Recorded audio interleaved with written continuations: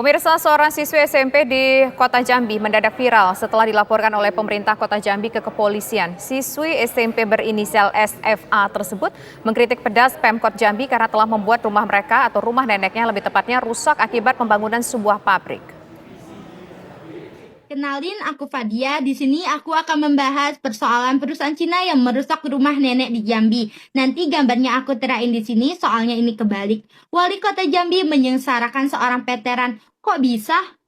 Inilah kritikan seorang siswi SMP di Kota Jambi berinisial SFA dalam akun media sosial TikTok miliknya yang mengkritik pemerintah Kota Jambi telah membuat rumah neneknya yang berada di kawasan Kasang rusak akibat pembangunan sebuah pabrik. Di jalan lorong warga. Lihat, selama puluhan tahun mobil ini melintas, apa nggak hancur tuh rumah? Lawak kau. Ia menyebut Pemkot Jambi sebagai kerajaan Fir'aun dan setan karena tidak mempedulikan kerusakan yang dialami rumah milik neneknya selama 10 tahun sejak pabrik tersebut didirikan.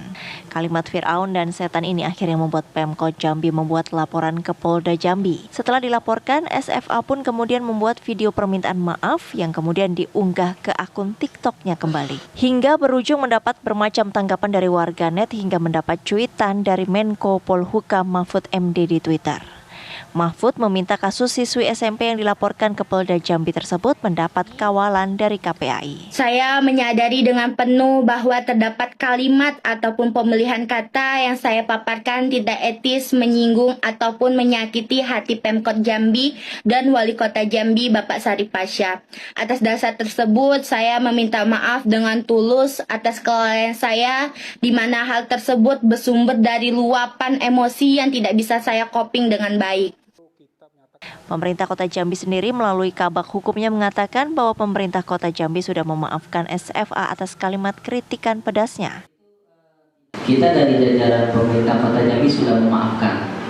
Nah, tapi tentu proses penyelesaian dan administrasinya itu kan wilayah ranahnya penyidik Polda Jambi. Nah, jadi kita sekarang saat ini menunggu bagaimana proses penyelesaian yang akan dilakukan oleh pihak Polda Jambi. Apapun proses penyelesaian yang akan dilakukan Polda Jambi, karena kami sudah memaafkan, tentunya muaranya kami tidak akan melanjutkan perkara ini.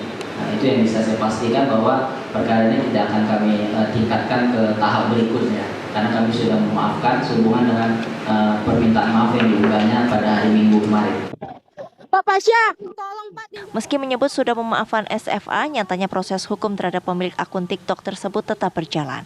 Pemkot Jambi selanjutnya akan mengikuti proses lebih lanjut dari Polda Jambi terkait laporan yang telah disampaikan. Indonesia yang terzolimi. Jadi gini loh, Wak, ceritanya. Kita masih melihat si anak ini punya potensi dan masa depan yang cukup cerah, cukup panjang. Sehingga dari kami berharap bahwa persoalan ini bisa kita selesaikan melalui keadilan restoratif justice. Nah, dari rencana kami ini, inisiatif kami ini akhirnya kedua belah pihak, baik dari pihak pelapor, dalam hal ini pemerintah Kota Jambi melalui kabak hukum, bersedia untuk mencabut laporannya dan melakukan mediasi. Polisi kini meminta kedua belah pihak untuk melakukan mediasi agar ada jalan damai. Dari Jambi, Bayu Alfarizi, TV One mengabarkan.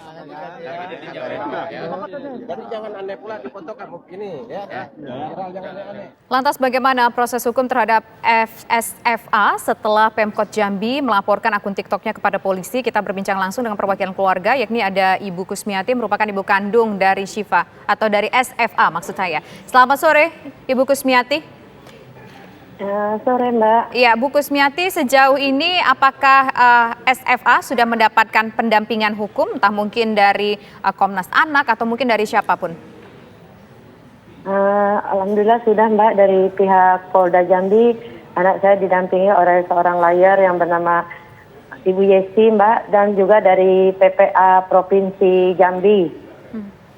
Bu, kasusnya tadi kan sudah disampaikan, sudah dimaafkan oleh pihak dari Pemkot Jambi. Tapi kasusnya masih tetap berjalan di kepolisian ya Bu ya? Tadi Mbak, waktu sore kira-kira jam 3, pihak dari Pemkot Jambi yaitu perwakilannya Bapak Kabak Hukumnya sudah mencabut laporannya Mbak. Oke, berarti sudah tidak perlu lagi berurusan dengan hukum. Iya Mbak. Nah, sekarang kondisi dari SFA ini kan tentu sesuatu yang mungkin juga cukup mengguncang dari yang bersangkutan. Bagaimana kondisinya? Apakah mungkin malu keluar rumah atau mungkin ada perasaan ketakutan atau bagaimana? Ya betul Mbak, perlu diketahui memang anak kami waktu pertama kali mengetahui bahwa anak kami sebagai pelapor dari Pemkot Jambi, anak kami langsung murung Mbak, tidak mau makan, tidak mau tidur, dia nangis. Bahkan sekarang pun dia masih terpikir gitu Mbak. Nah, tapi benar nggak sih rumah neneknya ini mengalami kerusakan akibat ada pembangunan pabrik di sana dan total kerugian yang diminta diganti itu sekitar 1,3 M? Perlu kami klarifikasikan lagi Mbak, memang betul rumah neneknya itu kan rusak. Pabrik itu berdiri sejak tahun 2013 sampai saat ini, jadi kurang lebih 10 tahun Mbak. Kalau masalah kami minta kerugian 1,3 M itu sebenarnya bukan kami yang meminta Mbak. Jadi pada tanggal 31 Januari 2022 dari pihak perusahaan ada mendatangi kami Mbak ke rumah yang bernama Pak Nelson mengaku sebagai manajer PT dan humasnya yang mengaku sebagai nama Fajar.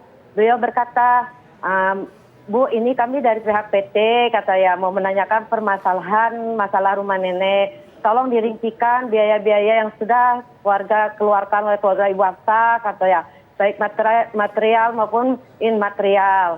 Jadi kami rincikan bersama keluarga Mbak. Begitu Mbak. Oke, baik.